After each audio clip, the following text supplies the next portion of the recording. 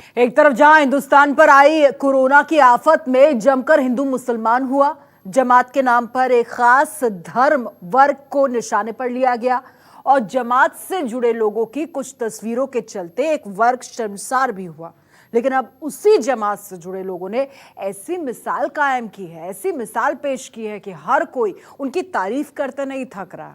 आपको बताएं, कोरोना से जंग में अब सबसे बड़ा हथियार बनकर उभर रहे हैं जमात से जुड़े सच्चे हिंदुस्तानी, क्योंकि अब जमातियों का रक्तदान बचाएगा हिंदुस्तान। प्लाज्मा थेरेपी देखिए।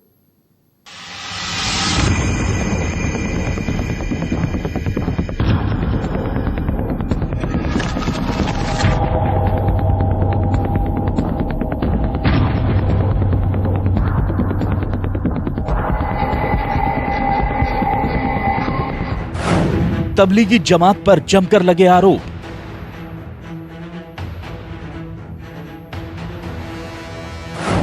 जमात को ठहराया गया कोरोना फैलाने का जिम्मेदार।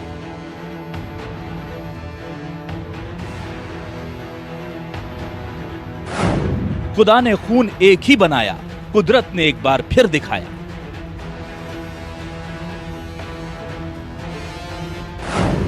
जमातियों का रक्तदान बचाएगा हिंदुस्तान।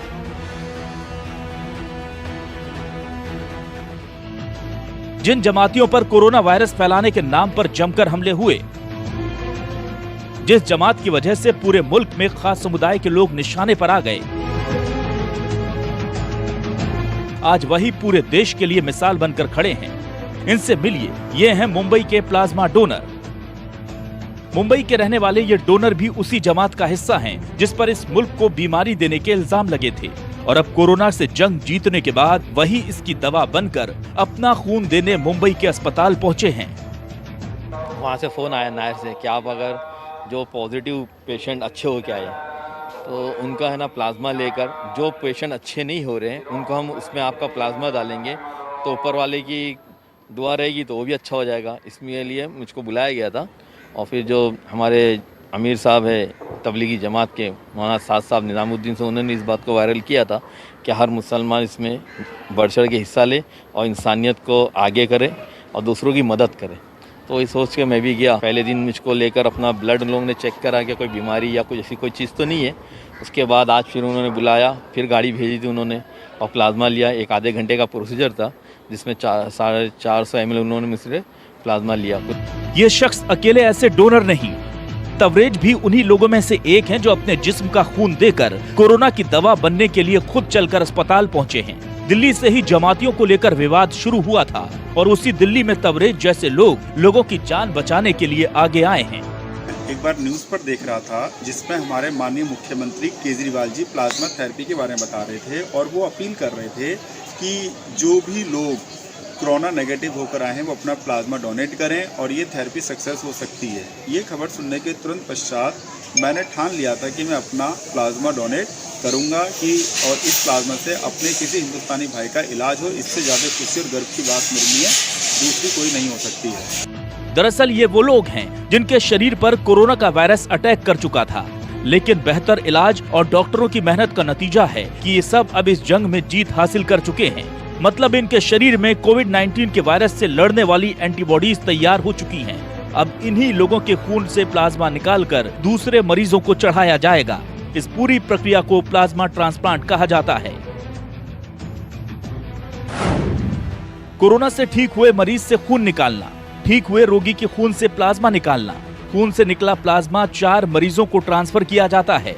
4 लोगों के शरीर में गया प्लाज्मा एंटीबॉडीज बनाएगा। एंटीबॉडीज केवल प्लाज्मा में ही मौजूद होते हैं। प्लाज्मा में मौजूद एंटीबॉडीज वायरस से लड़ते हैं। जिसके एंटीबॉडीज वायरस को हरा चुके होते हैं, उसके एंटीबॉडीज दूसरे शरीर में भी एक जैसा व्यवहार करते हैं। यानी एक ठीक हुए रोगी का प्लाज्मा 4 और मरीजों को ठीक कर सकता है।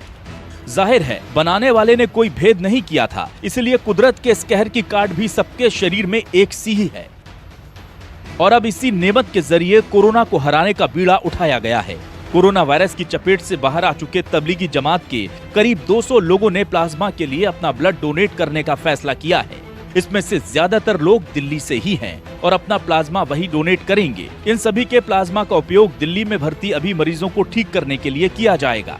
तो जो कोरोना से पूरी तरह से ठीक हो चुके मरीज हैं, जिनका पूरी तरह से जिनके शरीर से कोरोना का वायरस निकल चुका है, ऐसे मरीजों का प्लाज्मा फेरेसिस मशीन से निकाल करके उसको जो बीमार गंभीर मरीज होते हैं उनको दिया जाता है।